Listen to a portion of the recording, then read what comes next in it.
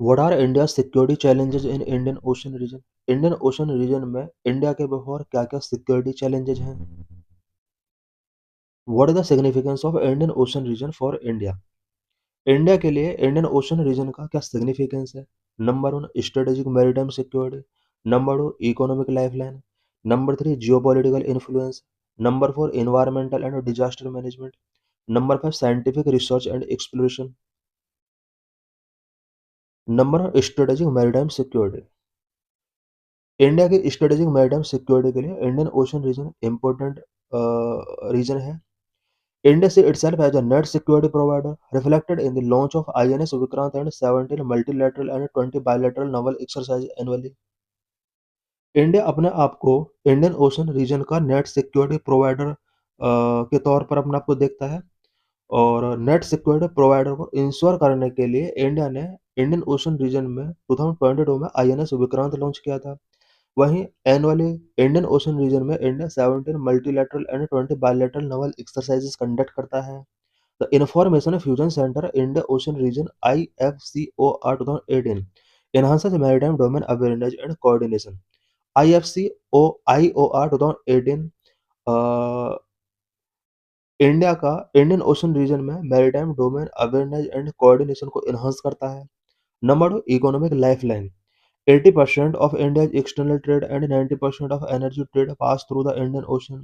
Indian Ocean route handle 70% of global container traffic. Indian Ocean region India के लिए एक economic lifeline का work करता है बिकॉज इंडिया का जो भी एक्सटर्नल ट्रेड होता है उसका 80% एंड एनर्जी ट्रेड का 90% इसी रूट के थ्रू पास होता है। ग्लोबल कंटेनर ट्रैफिक का 70% इसी रूट से पास होता है। Ports like Vizhinjam, Kerala aims to boost transshipment share. The blue economy is expected to contribute 4% to GDP. Blue economy GDP में 4% का कंट्रीब्यूशन करती है। इंडियन ओशन रीजन इंडिया की ब्लू इकोनॉमी के लिए इंपॉर्टेंट है। Number 3 geopolitical influence Indian Ocean is central to countering China's string of pearls strategy. India can depend ties with Seychelles Mauritius and the Maldives. China की string of pearls strategy को counter करने के लिए Indian Ocean region India के लिए important है। इसके लिए इंडिया को इंडियन ओशन रीजन के कुछ important countries such as Seychelles, Mauritius and Maldives के साथ अपने टाइज को कनेक्ट करना होगा। Through initiatives like Neighbourhood First, Act East and active participant in the Indian Ocean Rim Association, India is enhancing maritime connectivity and regional influence.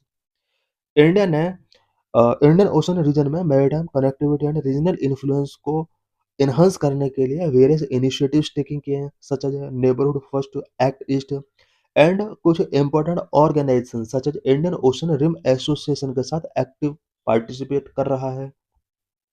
Number 4 environmental and disaster management India 11,098 kilometre coastline faces threat from sea level rise and extreme weather. India का about 11,098 kilometre border Indian Ocean region के साथ connect है। Indian Ocean region में present में sea level rise हो रहा है जिसकी वजह से एक्सट्रीम वेदर कंडीशंस इंडिया को फेस करने पड़ रहे हैं। Number 5 scientific research and exploration. Scientific research and exploration के लिए इंडियन ओशन इंडिया के लिए इम्पोर्टेंट है। The Indian ocean support India technological advancement through initiative like the deep ocean mission featuring Matsya 6000, a manned submersible for deep sea exploration. Indian Ocean region India के लिए technological advancement में अपना एक important role play करता है।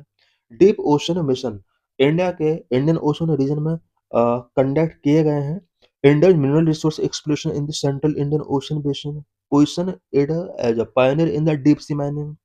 Central Indian Ocean Basin में India के mineral resource exploration चल रहे हैं और ये डीप सी माइनिंग को प्रमोट करता है। How is China expanding strategic presence in the Indian Ocean reason. Indian Ocean region में चाइना किस तरह से अपने स्ट्रेटेजिक प्रेजेंस को एक्सपेंड कर रहा है। Number 1 dual use infrastructure, number 2 military expansion and naval deployment, number 3 डेप्थ trapped diplomacy, number 4 diplomatic and security partnership, number dual use infrastructure. Indian Ocean region में China dual use infrastructure construct कर रहा है। China is investing in dual use infrastructure like ports, airports, and logistic hubs across Indian Ocean region littoral states, forming a naval support network. Examples: Hambantota, Gwadar, Chittagong, Kyukubu। Indian Ocean region के साथ connected state के अंदर China dual use infrastructure like ports, airports and logistic hub construct कर रहा है। और ये सभी ड्यूअल यूज इंफ्रास्ट्रक्चर चाइना को नवल सपोर्ट नेटवर्क प्रोवाइड करते हैं। For example Hambantota in Sri Lanka, Gwadar port in Pakistan which is a part of CPEC, Chittagong in Bangladesh, and Kyokopu, Myanmar, near India's maritime boundary.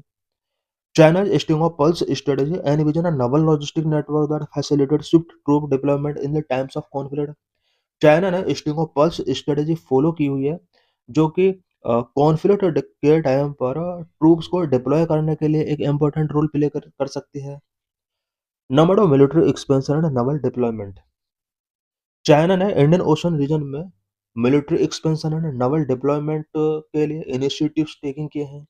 China has significantly increased its naval presence in the Indian Ocean region through the Djibouti military base 2017 to sustain naval operations along with increased warship deployment including submarines. Indian Ocean region में China ने अपने naval presence को significantly increase किया है। 2017 में China ने Africa में Djibouti military base establish किया। China also sends scientific research vessels, for example Jiangyang Hong-3, for oceanographic surveys, which aiding submarine operations and maritime domain awareness.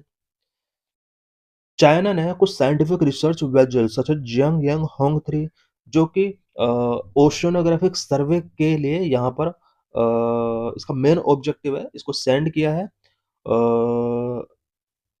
इस तरह के साइंटिफिक रिसर्च वेजल चाइना को submarine operation and maritime domain awareness में एक important help कर सकते हैं। Number 3, डेप्ट ट्रैप डिप्लोमेसी। चाइना ने डेप्ट ट्रैप डिप्लोमेसी फॉलो की हुई है। China Belt and Road Initiative project often involve unsustainable loans, creating डेप्ट ट्रैप एज सीन इन श्रीलंका's Hambantota port crisis and Maldives infrastructure loan, increasing dependence on China. China ने Belt and Road Initiative project के through unsustainable loan Indian ocean countries को provide किए हैं। ये सभी country डेप्ट trap में एंटेंजर्ड हो चुके हैं। For example Sri Lanka Hambantota port crisis and Maldives infrastructure loan, ये सभी कंट्री चाइना पर डिपेंड हो चुके हैं। By leveraging economic vulnerabilities, China pressure Indian Ocean region nations to align with its strategic interest often at cost of regional stability. Economic vulnerability create करके China ने Indian Ocean region के सभी nations को अपनी strategic interest के base पर align होने के लिए प्रेशर किया है। Number 4, diplomatic and security partnership. China conducted joint naval exercise with Pakistan, Bangladesh, Myanmar, Iran, and Russia, strengthening its ties maritime military ties।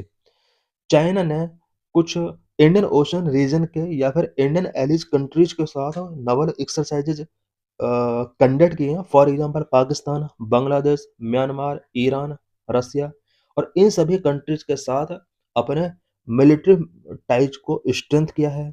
The launch of the China India Ocean region forum highlight China's growing strategic and economic interest in the reason.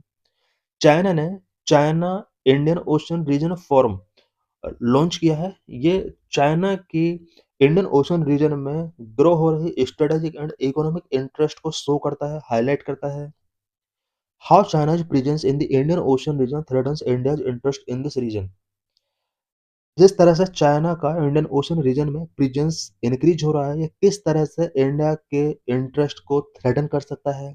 Number of military and security threat, number of economic threat, number 3 strategic threat, number 4 intelligence and surveillance threat, number 5 diplomatic and geopolitical threat, number 6 threat to Indo Pacific stability. Number of military and security threat, India के के लिए military and security threat यहाँ पर create हुए हैं।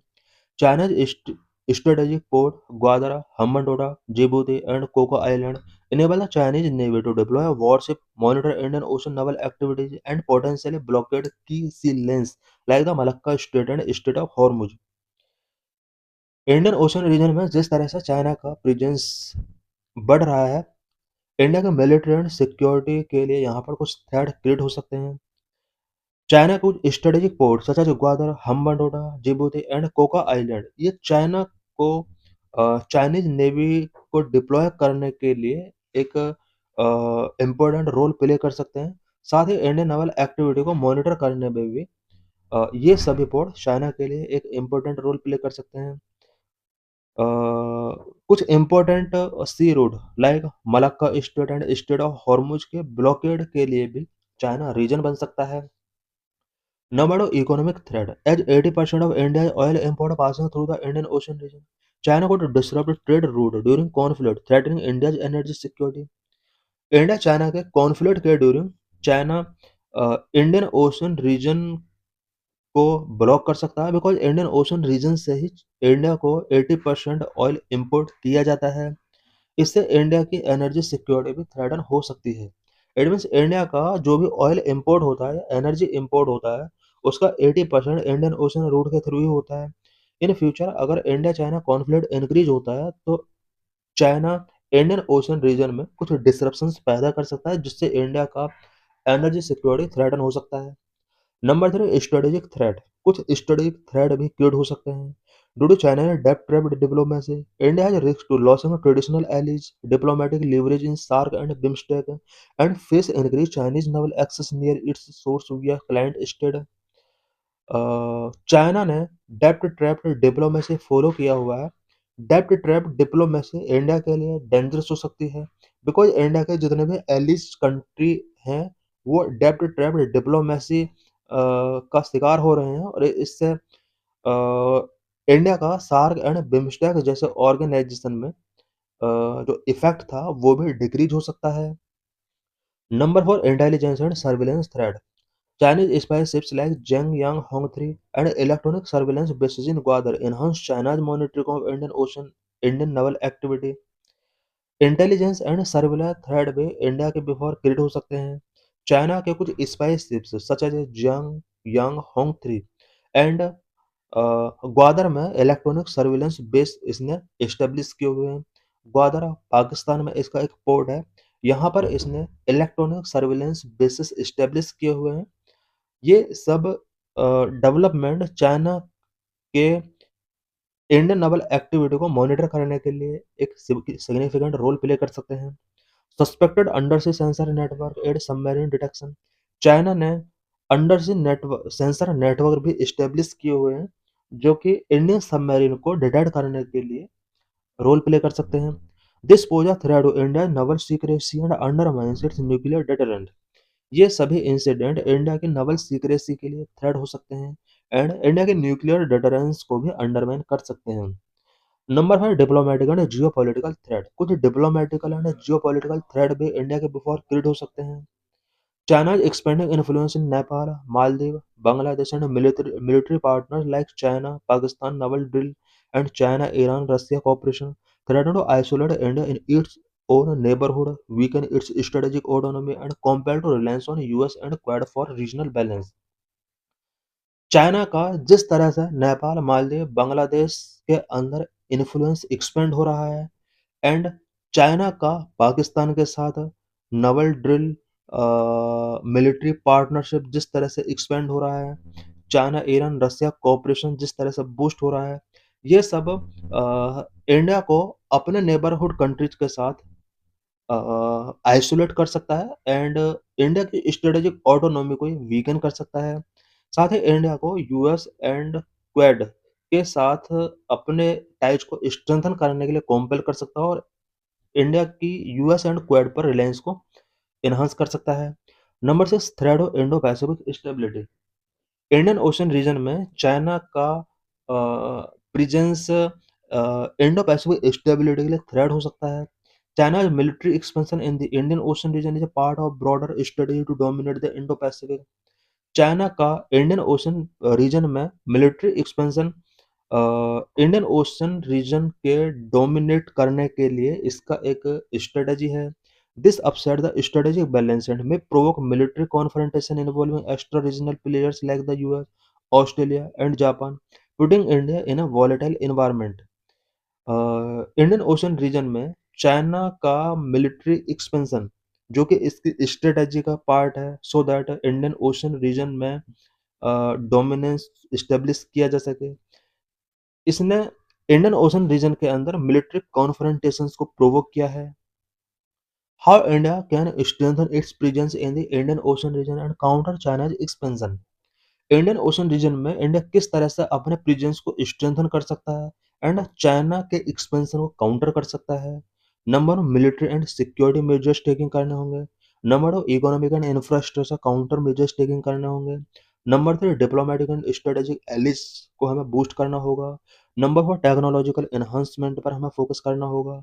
Number five, soft power and cultural diplomacy को follow करना होगा।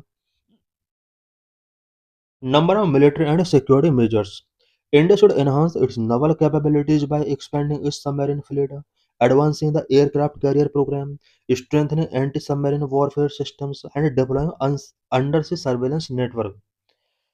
इंडिया को इंडियन ओशन रीजन में अपने प्रेजेंस को बढ़ाने के लिए एंड चाइना के एक्सपेंशन को काउंटर करने के लिए military and security measures taking करने होंगे। इंडिया को इंडियन ओशन रीजन में अपने नवल कैपेबिलिटीज को एनहांस करना होगा, स्पेशली इसके अंडर सबमरीन फ्लीट एक्सपेंड करना होंगे। इंडिया को अपने एयरक्राफ्ट कैरियर प्रोग्राम एडवांस करने होंगे। एंटी सबमरीन वॉरफेयर सिस्टम को स्ट्रेंथ करना होगा। अंडर सी सर्विलेंस नेटवर्क को डिप्लॉय करना होगा।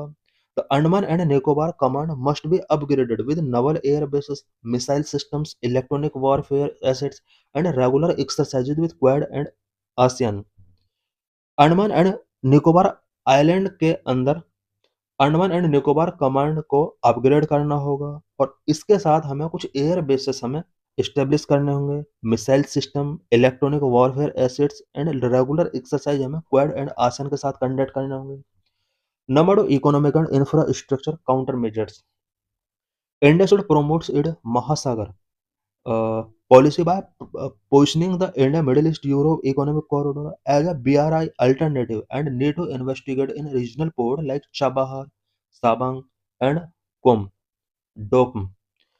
इंडिया को महासागर जैसे पॉलिसी को प्रमोट करना होगा। Mahasagar means maritime heads for active security and growth for all in region. साथ ही India Middle East Europe economic corridor को चाइना की बेल्ट एंड रोड इनिशिएटिव के एक अल्टरनेटिव के तौर पर पोजीशन करना होगा। एंड कुछ regional port such as Chabahar situated in Iran, Sabang in Indonesia and Duqm in Oman, इन सभी को हमें इन्वेस्टिगेशन यहाँ पर इंक्रीज करना होगा। By offering grants and soft loan, India can reduce Indian Ocean region nations dependence on China.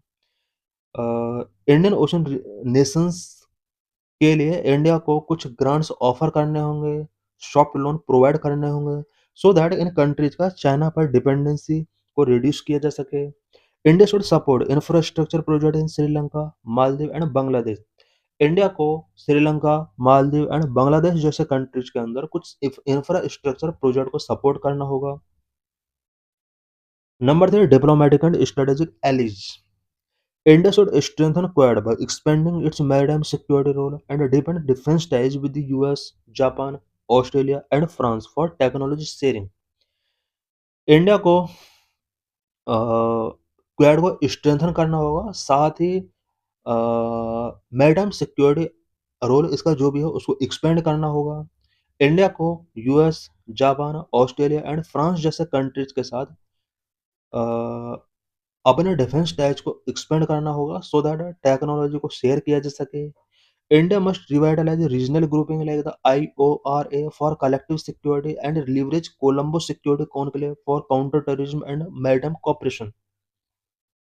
India को कुछ रीजनल ग्रुपिंग्स को रिवाइटलाइज करना होगा such as IORA, Indian Ocean Rim Association, so that collective security को enhance किया जा सके and counter terrorism and maritime cooperation को लीवरेज करने के लिए कोलंबो सिक्योरिटी कॉन्क्लेव को हमें यहाँ पर स्ट्रेंथन करना होगा। Number four, technological enhancement. India should deploy additional reconnaissance satellite to enhance maritime domain awareness and monitor Chinese naval movement. Maritime domain awareness and Chinese naval movement को मॉनिटर करने के लिए, एनहांस करने के लिए इंडिया को कुछ सैटेलाइट डिप्लॉय करने होंगे। It must also develop AI-driven maritime tracking system and strengthen cybersecurity to counter Chinese cyber espionage targeting port and naval bases. Number 5, soft power and cultural diplomacy. India should strengthen historical and cultural ties in the Indian Ocean region by reviving ancient maritime routes, promoting Buddhism, expanding education and skill development. And India should lead in humanitarian assistance and disaster relief efforts through rapid response naval team for tsunamis, cyclone, and other disasters to enhance regional goodwill. What is China's string of pulse strategy? China का string of pulse strategy क्या है? The string of pulse is a geopolitical theory in which China increasing efforts to develop and expand its port and naval bases throughout the Indian Ocean region, from the Strait of Malacca to the Horn of Africa. String of pearls China की एक geopolitical theory है जिसके through China Indian Ocean region में अपने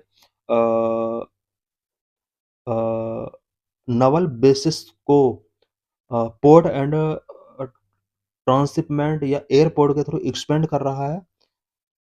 through this theory China expanding a series of strategic naval bases and commercial port along key sea lanes in the Indian Ocean to protect its vital energy import and enhance its maritime influence. These pearls include ports as Gwadar in Pakistan, Hambantota in Sri Lanka, and Djibouti in Africa, which provided China's greater access and influence in the region. String of pulse के अंदर pulse यहाँ पर कुछ important ports के लिए use किया गया such as Gwadar in Pakistan, Hambantota in Sri Lanka and Djibouti in Africa. United Nations Convention on the Law of Sea, what is UNCLOS?